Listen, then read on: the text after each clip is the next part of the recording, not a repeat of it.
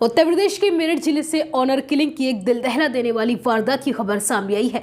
यहाँ झूठी शान की खातिर एक सगे मामा ने अपनी भांजी के प्रेम प्रसंग से नाराज होकर उसकी हत्या कर दी। इसके बाद अपना गुनाह छिपाने के लिए युवती के शव को उपले के ढेर में रखकर जला दिया, लेकिन मामा का यह गुनाह ज्यादा देर तक न छिप सका और पुलिस ने उसे गिरफ्तार कर लिया। दरअसल 5 फरवरी यानी सोमवार की सुबह भावनपुर थाना क्षेत्र के छिलौरा गाँव में सड़क के किनारे उपले के ढेर में एक युवती की जली हुई लाश मिली थी। लाश की कलाई पर कलावा बंधा था, तन पर टी शर्ट और जींस थी। ग्रामीणों ने पुलिस को लाश होने की जानकारी दी। सूचना पर पुलिस पहुंची और अज्ञात शव को मोर्चरी में भेज दिया गया। इसके बाद लाश की शिनाख्त में जुट गई।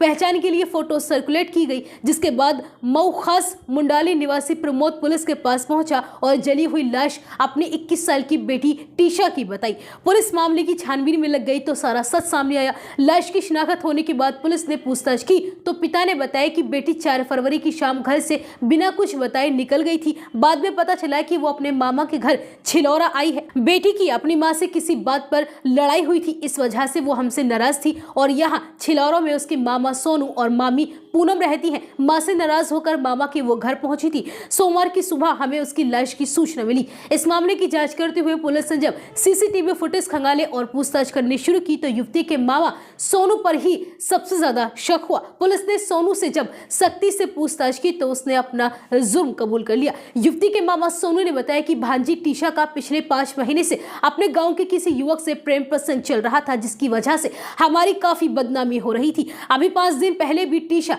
उस युवक के साथ अचानक कहीं भाग गई, बड़ी मुश्किल से वापस लौटी। मामा सोनू ने पुलिस की पूछताछ में आगे बताया कि टीशा बिरादरी समाज में हमारी नाक कटवा रही थी। इसकी वजह से हमारा पूरा घर परेशान हो रहा था। जब वो यहाँ मेरे घर आई तो मेरा खुद पर काबू नहीं रहा, मुझे गुस्सा आया और मैंने उसका गला दबाकर उसे मार डाला। किसी को हत्या की जानकारी ना हो सके इसलिए लाश को पेट्रोल डालकर सड़क किनारे ही देर रात जला दिया। आग धुआं देखकर कोई आना जाए और पकड़ा ना जाऊं, इससे बचने के लिए जल्दबाजी में बिटोरे में लाश छिपा दी और वहां से भाग आया। लेकिन जल्दबाजी के चक्कर में लाश अच्छी तरह से नहीं जल पाई और बिटोरे से बाहर रह गई, जिसे सुबह लोगों ने देख लिया। और पुलिस पूछताछ में आगे पता चला है कि सोनू ने रात को पहले खूब शराब पी थी। शराब पीने के बाद अपनी पत्नी पूनम यानी मृतिका की मामी को कमरे में बंद कर दिया ताकि वो हत्या करने में अड़चन न डाले। इसके बाद भांजी का गला दबाकर उसे मार डाला। पत्नी ऐसा करने से रोकने के लिए चिल्लाती रही, लेकिन सोनू ने उसकी एक न सुनी और भांजी की हत्या कर दी। सोनू ने आगे बताया कि उसने पूरी प्लानिंग कर ली थी कि कैसे वो इस हत्या से बचेगा। पहले गला दबाकर मारेगा ताकि लाश पर कोई चोट का निशान न रहे।